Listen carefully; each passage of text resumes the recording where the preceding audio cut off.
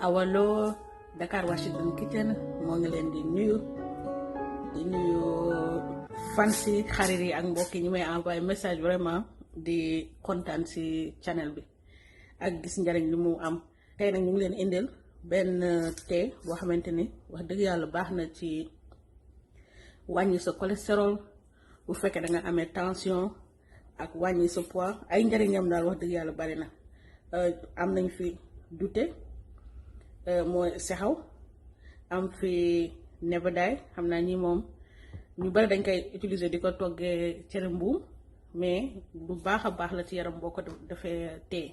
ñu indi leen fi aussi feuille de laurier donc fii am nañ fi 25 grammes sexaw wala dute fii ñu am fi 9 grammes nebeday mooy mbuum bi fii ñu am fi à peu près ay 19 feuilles wala 5 grammes laurier. léegi da ngay jël yépp sotti ko ci bool bi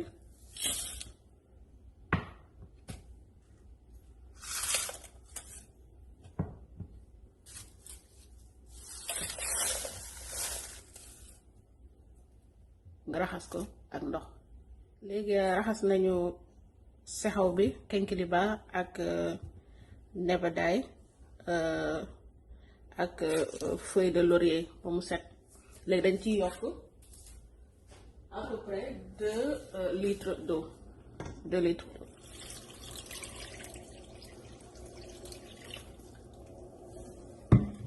léegi da ngay taal gaz bi def ko ci niveau élevé bi ba mu bàyyi ko ba mu bax su baxee ba bax nag après nga wàññi ko ba mu egg ci niveau 2 comme ça nga bàyyi ko nag muy bax ndànk-ndànk pendant ay 40 minutes yooyu.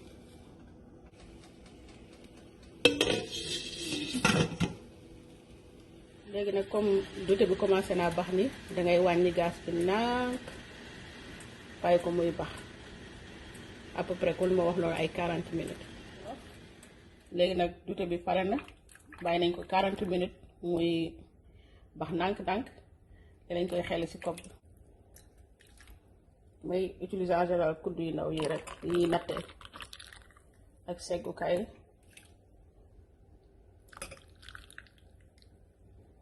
sa Kinkèliba pare na su la neexee nga yokk ci lem wala leneen. man nag nii laa koy naani en général lu mu ci def lem wala suukar parce que tamit da ngay wut pour sa wér gu yaram te boo ko tàmmee nag day.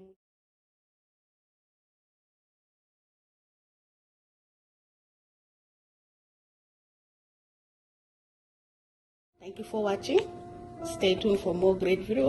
Always subscribe, share with your friends. The Dakar Washington Kitchen, where you will find healthy meal, excellent cooking, and just a simple joy of living.